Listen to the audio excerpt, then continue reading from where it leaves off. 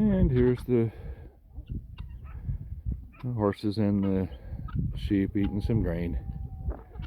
Got the barrel closed back up quick because this little filly likes to be somewhat aggressive with the grain.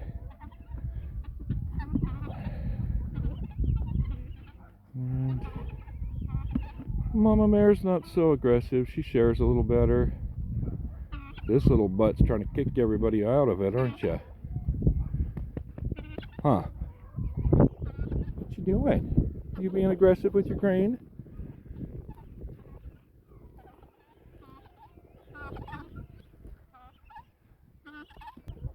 I purposely spilled a little bit for the chickens and guineas.